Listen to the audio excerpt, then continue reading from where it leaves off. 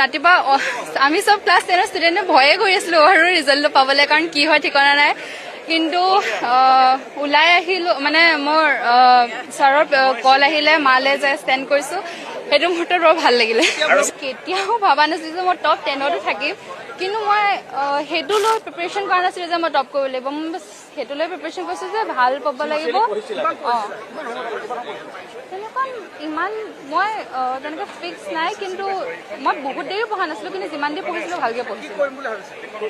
তুমি টপ 10ত ভবাই নাছিলা? ভবাই নাছিলোঁ। শীৰ্ষত ঠিক অহাটো ডাঙৰ কথা। কেনেকুৱা তাৰপিছত সেইটো খবৰটো পাই কেনেকুৱা লাগিলে? বৰ ভাল লাগিলে বাৰু, সেইটোৱে আৰু মোৰ সপোন বাৰু ভাল মানুহ এজন হ'বলৈ। এতিয়া মই ভবা নাই যে মোৰ কেৰিয়াৰ পাথ কি হ'ব, কেৰিয়াৰ লাইন কি হ'ব, কিন্তু যিয়ে হওক ভালকে কামটো কৰিম আৰু ভাল মানুহ হ'ম, সিমানেই। প্ৰজ্ঞা একাডেমীৰ কথা কি কোৱা? প্ৰজ্ঞা একাডেমীৰ কথা কি ক'বা? প্ৰজ্ঞা একাডেমী আজি তুমি সেৱা কৰিছা।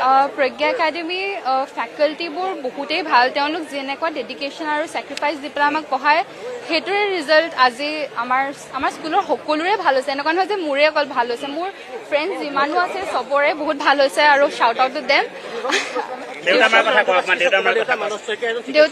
দেউতা মায়ে মোক কেতিয়াও প্ৰেছাৰ দিয়া নাছিলে, মোক যিমান পাৰোঁ সিমানে পঢ়ি যাবলৈ মোক ইনস্পায়াৰ কৰিছিলে, আৰু তেওঁলোকৰ আশীৰ্বাদতে মই ইয়াত আছোঁ।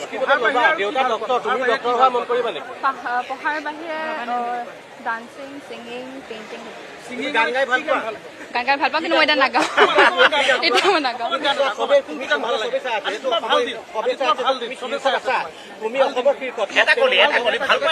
পাছত